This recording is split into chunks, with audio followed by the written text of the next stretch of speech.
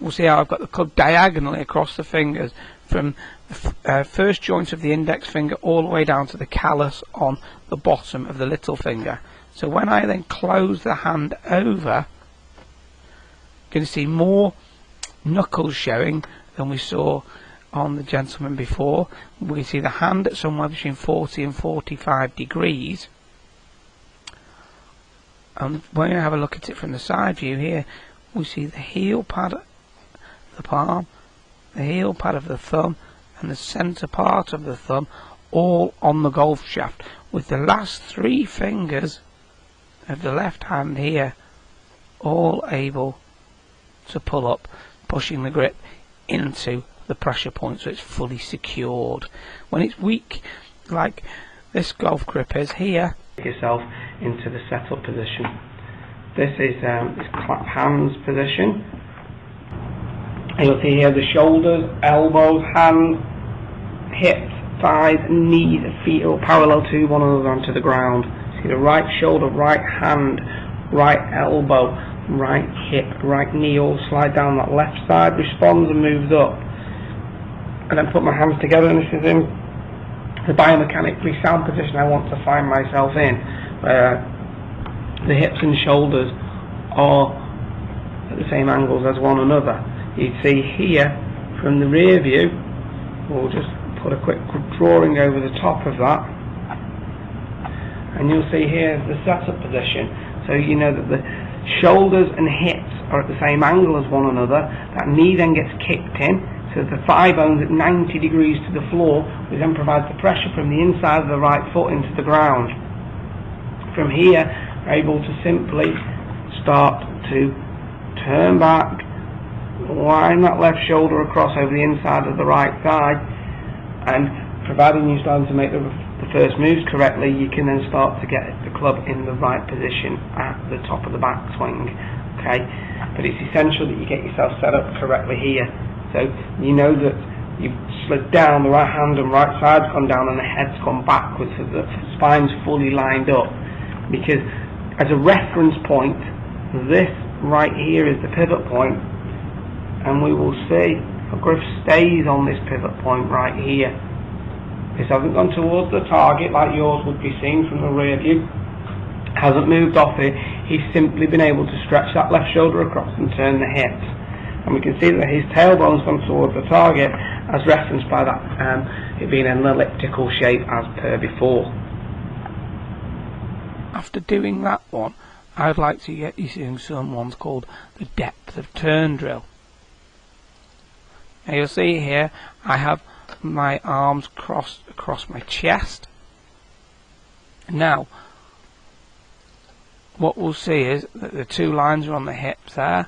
From here, the left shoulder will stretch across the inside of the right thigh, the right hip will turn back, and where it was at the dress, position wise, has been replaced by some daylight.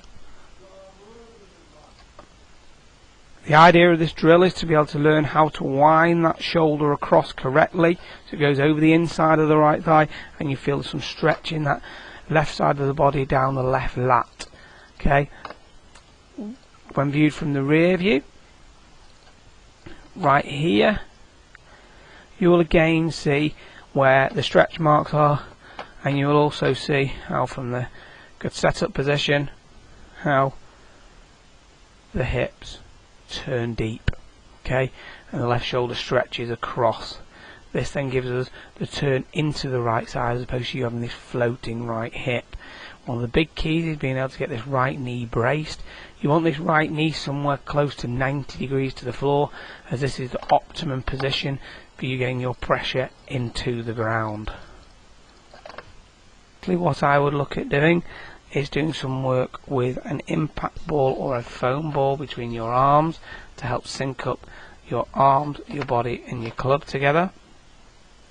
So you're looking at turning away, getting fully synced up halfway back here, centre point of the hands in line with the sternum, the weight then goes over the front foot, then around, centre points of the hands in line with the sternum at the finish. So this is a huge key for everything, because this really syncs up the move. You'd see from down the line here. This one very much looks like Mayhem doing the wide to wides, in that it has the arms, body and club all together, centre point of the hands in line with the sternum here, and it's an unwind, and at the finish centre point of the hands are in line with the body again. Now I use a belly button drill here with the club just extended into the belly button right here. Now what I do then is just turn the right side of the body away as the right hip turns, and the club stays as an extension from the body, so you learn how to do a one-piece move. Then from here, feel the transition from the left side, the left knee, the left hip, the left shoulder, then unwind and finish on the front foot. This is a really good thing to be able to learn what your balance point is going to be in your terms of getting into your left heel, how you're going to be able to move the weight over the left foot, and what angle you should get the left foot at address in terms of being able to pivot around and keep the arms, the body and the club moving together in sync. To do, to have a look at some lag drills with a towel. Okay, now what you'll see here is I have a towel extended down the ball to target line, and I simply start turning away the right hip and right shoulder, and as I turn away, the butt of the club goes in towards the right thigh. The club drags away. From there, the left wrist cocks, the left arm rotates, the right elbow folds, the butt end of the club points back down towards where the ball was. This is perfectly on plane with the centre point of the hands in line with the body. You really would struggle to move that towel back if you weren't using the body to create the pivot. You see it again from the front view right here. Just pull this drawing in, and again you'll see how the butt of the club goes first, which as it turns up in the upper body, drags the hands, drags the butt of the club from the right side. The club heads and the towels, the last thing to go, so it's lagging outside the hands. The left wrist angle is almost increased. From here, left arm rotates, right elbow folds, and this is it fully set halfway back. What you then look at doing is you go from that to learn hitting balls with a towel with a weight behind it. Now the weight will then serve as acting like the towel did, but to delay the onset of the hands working. It's very difficult to move the weight if you are simply trying to take it back with the hands. Now turn the body and you'll see the butt of the club move in towards the right thigh, hands stay nice and low, club face stayed looking at the ball, then left arm rotates, left wrist cocks, right elbow's folding, it continues folding all the way to the top where the right elbow stays in front of the body. Then you can simply unwind around to the finish. For a lot of people who are struggling to get the transition correct, a pumping downswing move could be great, where you're taking it to the top and you're pumping and feeling the downswing, making sure the head stays still, right shoulder able to slide in, left shoulder breaking away from the chin, and then unwinding through to the finish whilst staying very centered. Favourite drill of mine, and also of Jeff Jones's, aka Slicefixer, and to all you guys out there, is the right hand alone. Now this is a phenomenal drill. This is just probably the best drill to start to learn how to actually hit the golf ball with leverage in the right hand. Now, because at the top of our backswing we've got the levers in our right arm. Now if I just take a little half backswing to here, as I turn through, if I'm holding my right hand back at the angle of my right wrist and I turn through, this is how I'd strike a golf ball in right hand alone. Have a look at it from there. You'd see, look at how quickly the butt of the club disappears around as I'm turning. Boom.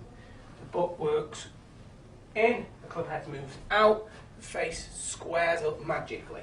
Now, I place a golf ball down, got the inner part of my elbow just on the hip there, for a little right arm alone shot, it's a little mini turn back, and then it's a turn through like this.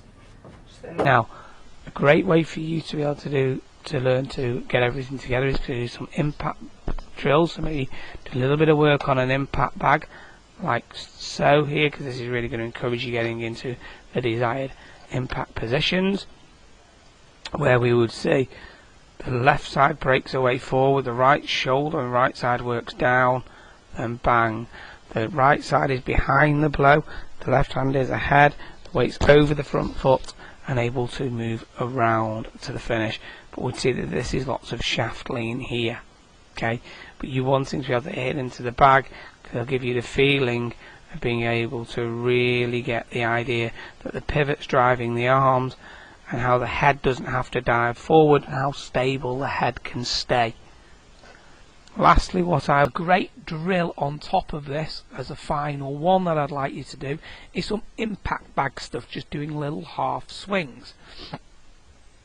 So if we put the impact bag golf swing in here for you, okay, first of all I'm going to just put Cole in, and we'll just pull Cole's drawing in. Okay, now Cole, we'll see, takes us to the top of the golf swing here in a full swing. Now we see the left knee, left hip, left shoulder moves forward.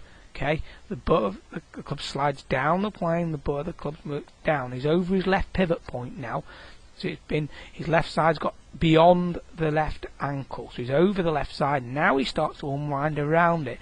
We see how the butt of the club works down and around to get in line with the left hip.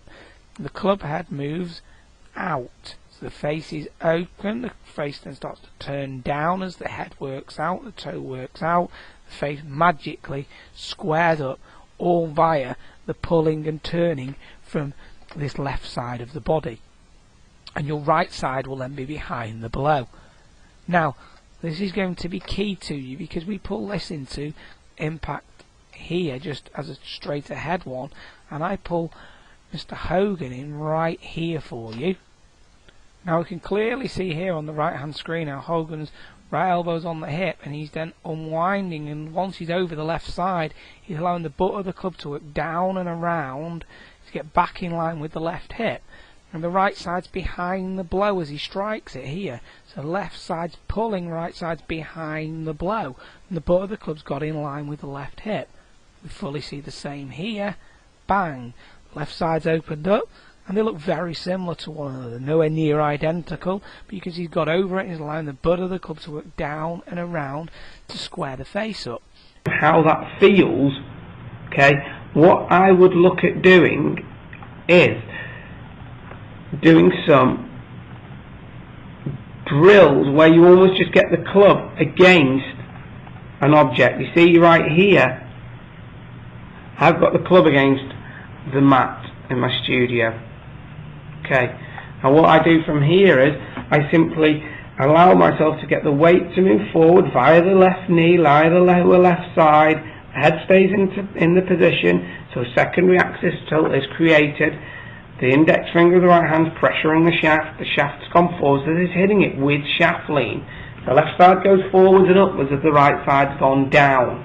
This will give you the feeling of how to pressure the shaft at impact. This would be a tremendous drill for you to start to employ. You can see now with this little drawing over it how it starts from here on the yellow, and then as I move the weight forward, keep the head in position, this is allowing that weight to go over the front foot. Okay, now this is a secondary axis tilt created via the correct movement pattern coming down. And Mike Bedford, as the weight goes across, left knee, left hip, left shoulder moves away, elbows on the hip, stays on the hip, and then goes around the left foot. Thing I would do to understand the playing when you've got some time in your backyard or anything like that is get a stick parallel to the ball to target ground line and one on the same angle as the shaft. From here you'll simply turn the body away. The club will be an extension of the centre point of the body being the belly button. The club face is at 90 degrees to the arc and it's outside my hands. From here, left wrist will cock, the right elbow fold, that left arm begins to rotate. The shaft is parallel now to the original stick, the original plane. Simply just keep winding up all the way, letting that left shoulder stretch across as those hips are turning, and this will get you into a wound up position at the top of the backswing. We see here with Mike how he makes a tremendous first move here. But the club works in, club is outside the hands. Now he's then able to rotate the left arm across very aggressively. Okay, if you don't keep it out for quite long enough so it comes in a little, it will work in and then have to work up, so that it will continue to work up and across as opposed to the left arm rotating, which is going to create more depth for you. Okay, but a big key to this is also going to be to allow this right hip to go. If we have a look at your right hip, it's quite stationary here. It isn't really moving enough. Whereas you see Mike's has got a lot more depth than yours has got. If I pull in another lad, Connor, okay, you're going to once again see the club head outside the hand a long time, but even at this kind of three-quartery position, so stop at the exact same time as yours, look how much more depth he's got in that right hip turn than you've got in yours. Yours is very stationary and hasn't really moved very far. See Max Olorenshaw here from a slight side-on view.